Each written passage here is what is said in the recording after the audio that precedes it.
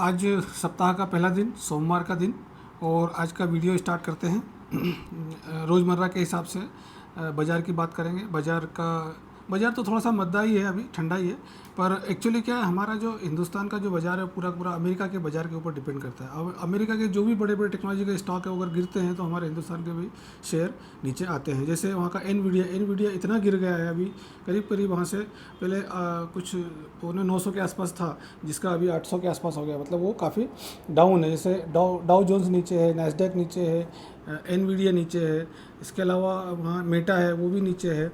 तो हमारे यहाँ का मेन मार्केट जो है वो स्टॉक मार्केट, वो अमेरिका के जो बाज़ार उसके ऊपर ही डिपेंड करता है। अगर अमेरिका का बाज़ार हमारे इंडिया के बाज़ार को पूरा एक दिशा देता है। अमेरिका का बाज़ार ही सब पूरे वर्ल्ड के देश को या स्टॉक मार्केट को दिशा देता है। अब इसकी बात करते हैं तो मार्केट तो ठंडा ही है। अब मार्केट ठीक है, अब अभी आज की तारीख में ऐसा है कि चुप करके बैठने वाला है कि ठीक है, गिर रहा है तो गिरने दो। पर ये अभी थोड़ा सा इजराइल और ईरान का भी मुद्दा है और युद्ध की भी तैयारी चल रही है, इसका ही मुद्दा है। तो ये है, थोड़ा सा बाज़ार में थोड़ा ठंडापन है, सहमा हुआ है, और इलेक्शन का टाइम भी चल रहा है इसकी वजह से। और दूसरा क्या है कि हमारे अमेरिका के यूएस मार्केट का जो यूएस की जो बैंक है फेड, वो भी रेट कट नहीं कर रहे हैं। अगर रेट कट करेंगे तो बिल्कुल हमारे मार्केट को वो एक बूस्ट मिलेगा। दूसरी बात हम करते हैं कि एलन मस्क भैया, हमारे मस्कू भैया आने वाले थे, उन्होंने अपना दौरा कैंसिल कर दिया है और आएंगे ज़रूर, वो भी रास्ते में हैं और उन्होंने बोला हम आएंगे, लेकिन वो भी समझ गए कि अभी इलेक्शन का टाइम है। उनको आना था, प्रधानमंत्री मोदी साहब से मीटिंग करनी थी, लेकिन अभी क्या है कि कोई कंक्लूड नहीं कर पाएंगे, अभी सब इलेक्शन में है तो कोई डिसीजन हो नहीं पाएगा, इसलिए अभी उन्होंने अपना दौरा कैंसिल किया है। पर हाँ, उनका यहाँ आने का जो दौरा है, यहाँ का जो उनका टारगेट है या यहाँ आने का जो उद्देश्य है उनका, वो शायद मेरे ख्याल से क्लियर है। उनको अब तो टेस्ला की जो कंपनी है वो यहाँ डालने का प्लान है, ईवी में उनको कुछ काम करना है और काफ़ी इन्वेस्टमेंट करना है इंडिया में। और एक जो स्टारलिंक का है उसके लिए भी रास्ता अभी शायद क्लियर हो गया है। वो आएंगे, पहले सबसे पहले प्रधानमंत्री जी मोदी जी से मीटिंग करेंगे, फिर हमारे देश के जो दिग्गज इंडस्ट्रीज हैं उनसे मीटिंग करेंगे, जैसे रिलायंस ग्रुप के, उनसे मीटिंग करने का प्लान है। पर उनका आने का प्लान पक्का है और वो आने वाले हैं। और मेरे को ऐसा लगता है कि इलेक्शन के इमीडिएट बाद आएंगे, क्योंकि अभी अगर आ भी जाते तो वो अपने कोई भी डिसीजन उनको मिलता नहीं। तो उनका है प्लान इंडिया में इन्वेस्टमेंट करने का, वो एक पूरा होगा। दूसरी बात करें कि शक्ति पंप एक पंप बनाने की इंडस्ट्री कंपनी है, जो कि इंडिया में ऐसी पहली कंपनी है जो फैब्रिकेटेड टेक्नोलॉजी के हिसाब से पंप बनाना स्टार्ट किया है और एनर्जी सेविंग पंप है। उसका जो स्टॉक है वो आज की तारीख में एक अच्छे से वर्क कर रही है और बहुत ही फल फूल रही है कंपनी। तो उसका जो स्टॉक है वो उसको उसके बारे में बाय रेटिंग दी है, जो देश के जो एक विकास बागड़िया हैं, एनालिस्ट हैं, उन्होंने बाय का कॉल दिया है। तो उसका जो अगर रेट है, अगर 1550 को पार हुआ तो 2000 का टारगेट है, अगर 1550 का पार नहीं हुआ तो 1200-1300 के आसपास की बाइंग बनती है। पर अभी देखते हैं, और उसके अंदर भी उन्होंने विकास बागड़िया जी ने इसको बाय की कॉल दी है। तो अभी उनका ऑर्डर बुक भी अच्छा है, उनके पास तो 3 साल तक का भी काम उनके पास में है। तो शक्ति पंप एक ऐसी इकलौती कंपनी है जो कि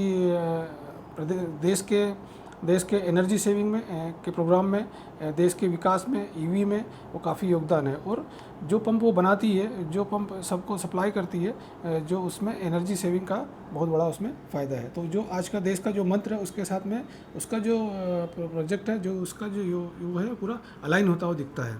तो इसकी बात हमने करी। फिर आगे एनवीडिया का जो स्टॉक गिरा उसकी बात भी हमने करी। तो अभी टेक्नोलॉजी के स्टॉक काफ़ी गिर रहे हैं, इसलिए हमारे इंडिया का स्टॉक मार्केट भी डाउन चल रहा है।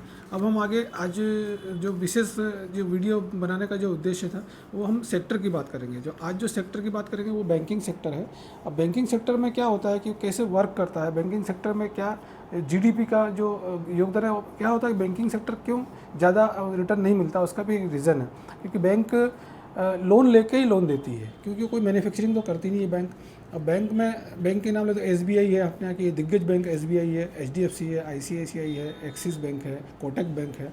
तो इनका क्या काम है, लोन लेके लोन देने का है।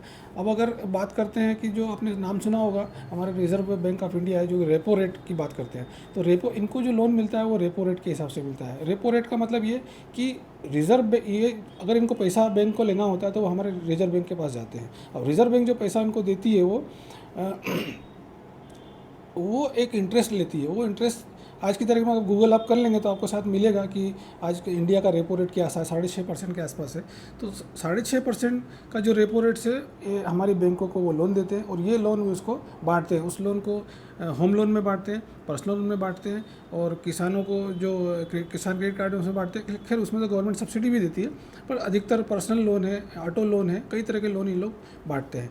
तो बैंक में अगर बात करें तो बैंक का जो सेक्टर है उसके अंदर आरओई नहीं गिना जाता, उसमें आरओए होता है, मतलब रिटर्न ऑन एसेट। मतलब वो जो लोन लेते हैं, लोन के बाद में उसमें उनको कितना इंटरेस्ट मिलता है। मतलब अगर 6.5% से उनको लोन मिल रहा है रिजर्व बैंक ऑफ इंडिया से, तो वो 7.5% से, 8% से, 9% से, 10% से, 10.5% से, तो ये जो 1 से 2% या 3% का जो है वही इनकी इनकम है। तो इनका जो बैंकिंग सेक्टर का अगर हम बात करते हैं तो इसमें आरओए गिनते हैं। तो आरओए 6.5% का रेपो रेट, उससे जो प्लस मिलता है वो उनका इनकम है, मतलब वो आरओए है। अगर वो वही उनकी इनकम है, अगर उस 1 से 2% के आसपास है।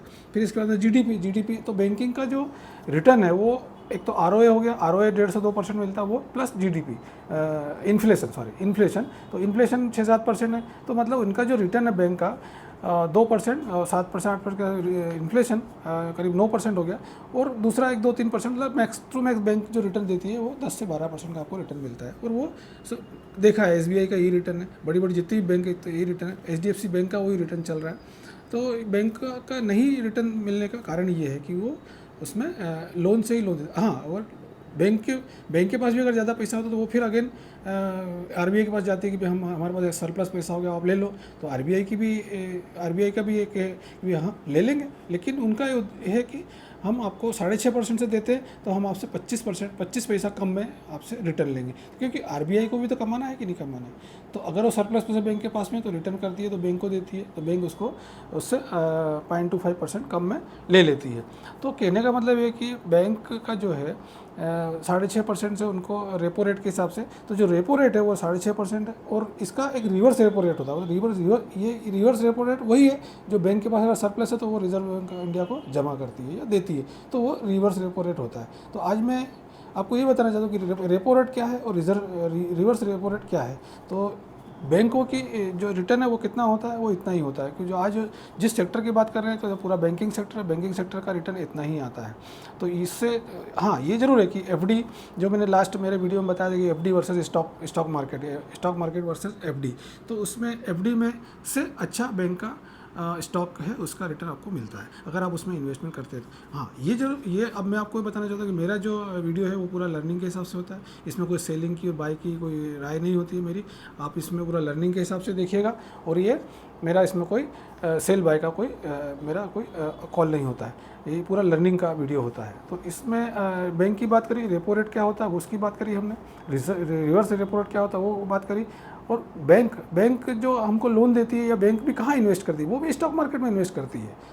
अब आपको लगता है कि हमने एफडी रख दी तो वो सेफ़ है, तो जो हमारा एफडी का पैसा उठा के वो भी स्टॉक मार्केट में ही करती है। इसका मतलब आपके मन में अगर कुछ ऐसा हो कि हमारी बैंक पूरी सेफ़ है, तो वो जो है वो आप अपने मन में से निकाल दीजिए, क्योंकि वो भी स्टॉक मार्केट में ही इन्वेस्ट करती है आपके पैसे को। तो वो कहाँ से इनकम जनरेट करेगी। जैसे म्यूचुअल फंड है, कोई शेयर परचेस करते हैं फिर उसको बेचते हैं खरीदते हैं, तो वो भी स्टॉक मार्केट में इन्वेस्ट करके वो अपना जो है वो रिज़र्व बढ़ाते हैं। और जनता का जो रिटर्न, जैसे म्यूचुअल फंड में चालू किया तो उनको भी रिटर्न देती है। तो बैंकिंग सेक्टर का जो कैसे काम करती है और उस तरह से मैंने आपको बताया। तो आज का वीडियो हम यही बात करने के लिए स्टार्ट किया था। तो हमने बाज़ार की बात करी, बैंकिंग सेक्टर की बात करी, और आज का वीडियो ख़त्म करने से अंत करने से पहले मैं आपको ये बताना चाहता हूँ कि मेरा वीडियो जो बहुत ही लर्निंग के हिसाब से मैं मेहनत करता हूँ, पूरा टॉपिक वाइज नोट्स बनाता हूँ, मैं आपको बताता हूँ कि आपका इसमें वेल्थ बने। तो मेरा वीडियो अगर आपको अच्छा लगता तो लाइक करें, कमेंट्स करें और सब्सक्राइब भी करें, और इसको आगे शेयर भी करें। तो मैं आज का वीडियो हम यहीं अंत करते हैं।